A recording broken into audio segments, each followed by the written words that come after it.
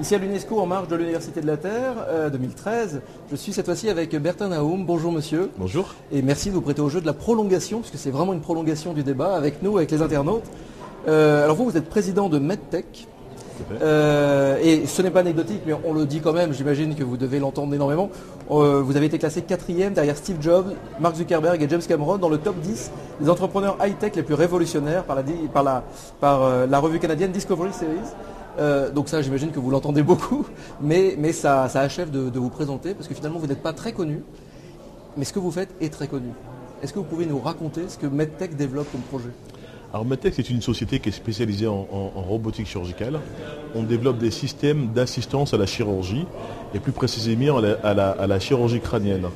Donc en fait, les technologies qu'on développe, telles que le robot ROSA, sont des espèces de GPS de chirurgiens, et qui vont permettre au chirurgien de planifier son acte à partir d'images de type IRM, scanner. Et donc le robot va guider la main du chirurgien de façon à effectuer la chirurgie de la façon la plus précise. Et qu'est-ce qu'on peut dire à ceux qui ont un petit peu peur justement de la robotique, de la domotique, d'une espèce de naissance d'un transhumanisme? En gros, on a l'impression qu'on externalise toutes nos fonctions. Alors, en fait, la robotique, dans notre domaine, elle n'a absolument pas vocation à remplacer le chirurgien ou l'être humain d'une façon générale. En fait, on parle de robotique, mais c'est presque anecdotique. On est dans des outils d'assistance.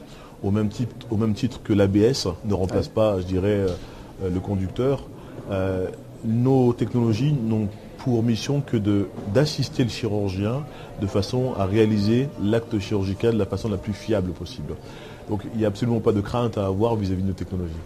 Vous qui êtes dans la recherche, mais la recherche d'un point de vue innovation, invention, qu'est-ce que vous pensez de ce paradoxe assez français qui est de former, entre guillemets, une élite de la recherche, mais une élite de la recherche qui va chercher ailleurs, qui ne reste pas ici? Ouais.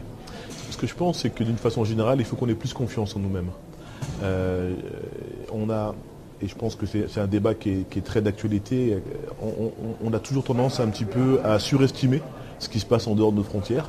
Je crois qu'en France, on a la chance d'avoir des atouts, et effectivement l'éducation et la formation en est un des plus importants. On a besoin d'avoir plus confiance en nous et nos capacités à innover, nos capacités à inventer cette fameuse industrie de la connaissance de demain, et d'investir dans nous-mêmes. Cette Université de la Terre, elle vous inspire quoi? C'était votre première participation? C'est ma première participation, effectivement. Une grande fierté pour moi d'être ici, devant un parterre, je dirais, d'intervenants tous plus prestigieux les uns que les autres. En tous les cas, notre objectif, c'était d'apporter notre humble contribution et montrer comment le numérique peut apporter une valeur ajoutée, notamment dans la pratique chirurgicale. Ce débat, le numérique vecteur essentiel du changement, la réponse est oui. C'est un vecteur essentiel. C'est un vecteur essentiel. C'est un débat qui est ô combien vaste. Ouais. On a essayé donc de l'aborder par différents sujets. Dans notre cas, on a en particulier insisté sur ce que le numérique et je dirais l'automatisation peut apporter dans l'acte chirurgical, dans l'amélioration des pratiques chirurgicales. Bertin Naoum, merci beaucoup. Merci.